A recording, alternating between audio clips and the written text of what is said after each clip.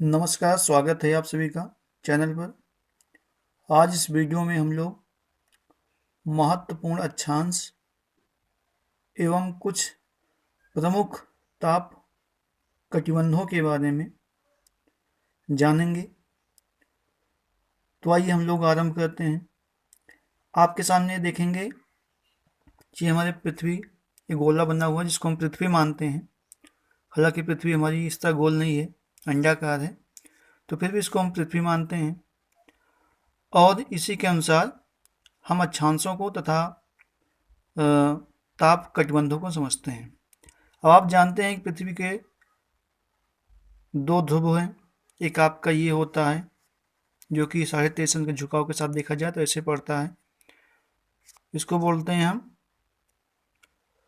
हम दक्षिणी ध्रुव। ये आपका दक्षिणी ध्रुव है। और ठीक इसी के सामने देखेंगे तो ये हमारा यहाँ पर जो होगा, ये हमारा होगा उत्तरी ध्रुव।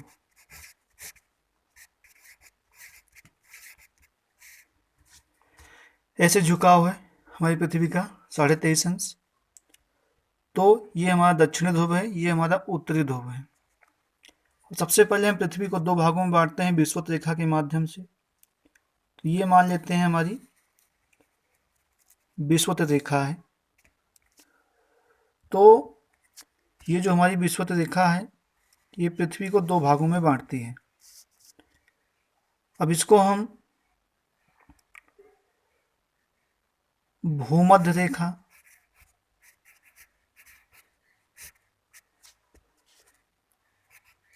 और विषुवत रेखा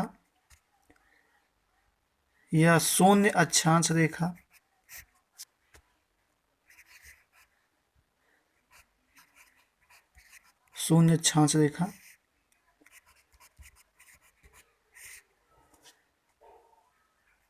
या विषुवत रेखा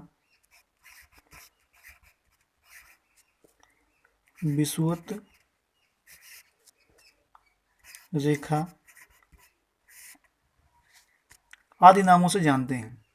तो ये जो हमारी रेखा है जो पृथ्वी को दो भागों में बांटती है, इसको हम भूमध्य रेखा के नाम से, शून्य अक्षांश रेखा के नाम से, विषुवत रेखा के नाम से या प्रधान अक्षांश रेखा के नाम से जानते हैं। एक नाम इसका और है प्रधान अक्षांश रेखा। प्रधान अक्षांश रेखा, ये आपकी है प्रधान अक्षांश रेखा।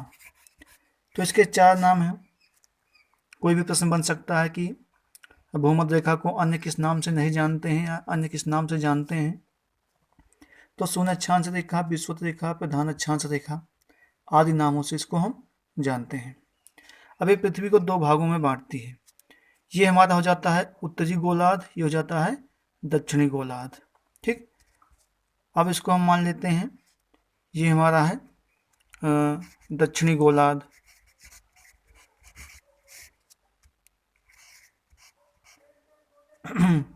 तो गोलार्ध ये हमारा दक्षिणी हो गया और ये हमारा हो जाता है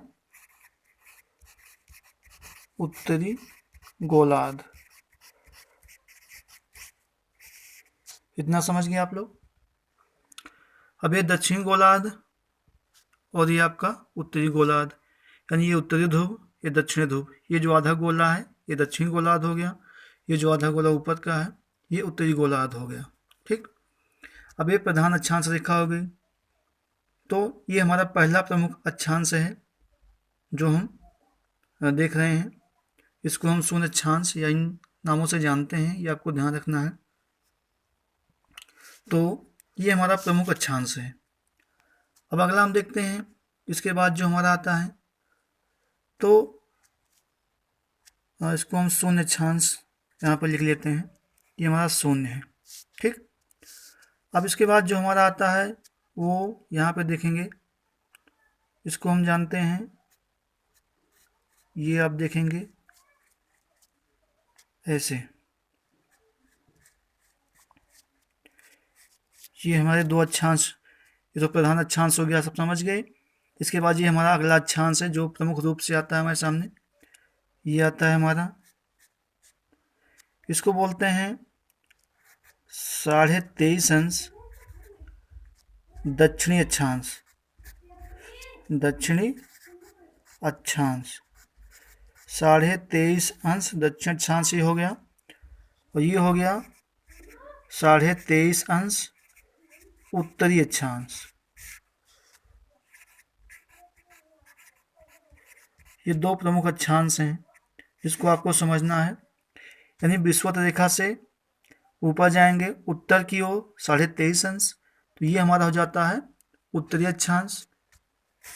विषुवत रेखा से 23.5 अंश दक्षिण में आते हैं तो ये हो जाता है दक्षिणी अक्षांश आपका।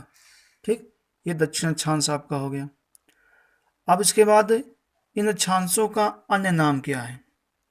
तो दक्षिण अक्षांश को हम जो दूसरे नाम से जानते हैं वो आपका है मकर रेखा, इसको हम लोग कहते हैं मकर रेखा, मकर रेखा। अब यहाँ से प्रश्न बनता है कि दक्षिण अक्षांश को और किस नाम से जानते हैं? तो मकर रेखा के नाम से। क्या मकर रेखा का दूसरा नाम क्या है? तो आपका दक्षिणी अक्षांश है। ठीक, ये आपका हो गया। ठीक इसी प्रकार उत्तरी अक्षांश को देखते हैं, तो इसको हम लोग जानते हैं कर्क रेखा के नाम से, कर्क रेखा, ये हमारी होगी कर्क रेखा। तो कर्क रेखा यानी 23.5 अंश उत्तरी अक्षांश को कर्क रेखा के नाम से, या कर्क रेखा का दूसरा नाम 23.5 अंश उत्तरी अक्षांश है। ठीक, ये दो महत्वपूर्ण अक्षांश हमारा हो गया। अब तीसरा हम देखते हैं, तीसरा हमारा होता है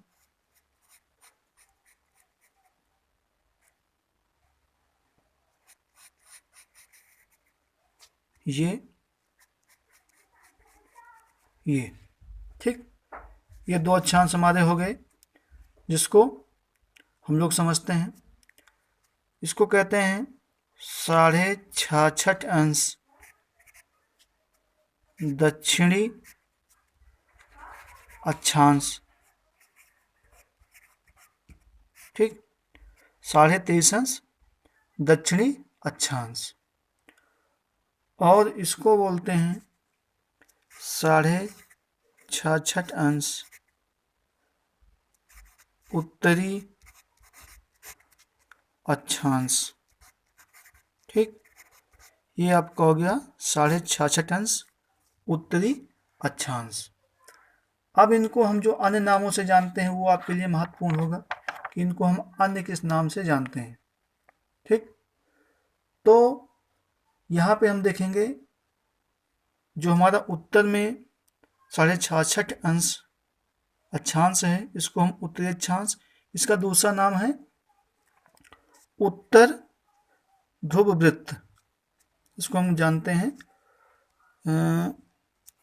उत्तर ध्रुव वृत्त। ठीक, तो 66.5 अंश उत्तरी अक्षांश का दूसरा नाम क्या है? उत्तर ध्रुव वृत्त। उसी प्रकार आप यहाँ पे देखेंगे कि 66.5 अंश दक्षिण अक्षांश का दूसरा नाम है दक्षिण ध्रुव वृत्त। ठीक, ये आपका महत्वपूर्ण अक्षांश है।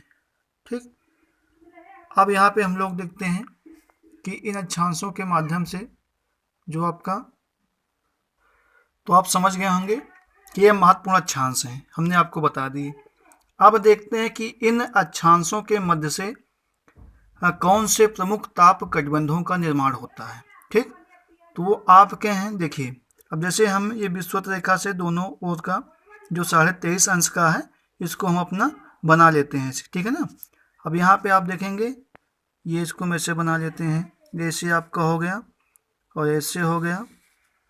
ठीक, ऐसे हो गया, ये इसको भी ऐसे बना लेते हैं हमारा पक्का, ठीक ना।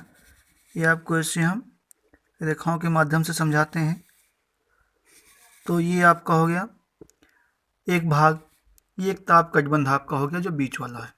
ठीक, ऐसे दूसरे को हम ऐसे इंडिकेट कर लेते हैं, खड़ी पाई से ऐसे बना लिए। अब यहाँ पर आप देखेंगे कि सबका अलग अलग हो जाएगा, तो हमारे प्रमुख जो ताप कटिबंध हैं वो स्पष्ट हो जाएंगे आपको। अब इसको हम बना लेते हैं, ऐसे वीडियो रोक करके हम बना लेते हैं, फिर आपको बताते हैं। हाँ, तो ये आपके बनकर तैयार हो गया है। हमने वीडियो पोस्ट किया था ताकि आपका समय ना खराब हो। अब आगे देखेंगे कि ये 3 प्रकार का हमारा समय डायग्राम दिख रहा है। एक देखिए खड़ी पाई वाला जो ये हिस्सा बन रहा है, एक ये हमारा बन रहा है, और एक हमारा ये जो गोलाकार हमने डॉट डॉट करके इसको बनाया है। अब इसी से स्पष्ट होगा कि हमारे जो महत्वपूर्ण ताप कटिबंध जो होते हैं वो कौन से हैं और उनका क्या क्या यहाँ पे नाम होता है। तो चलिए इसको समझते हैं हम दूसरे माध्यम से। तो जो पहला ये हमारा 0 अक्षांश से 23 अंश उत्तर की ओर और 0 अंश से 23.5 अंश जो हमारा होता है, इसको हम स्पष्ट कहते हैं, ठीक है ना। तो अब जो 0 अंश अक्षांश से 23.5 अंश उत्तर में और 23.5 अंश दक्षिण में, ये जो बीच का भाग होता है इसको हम लोग कहते हैं उष्ण कटिबंध, ठीक ना। इसको हम बोलते हैं उष्ण कटिबंध, ठीक। उष्ण कटिबंध ये होता है।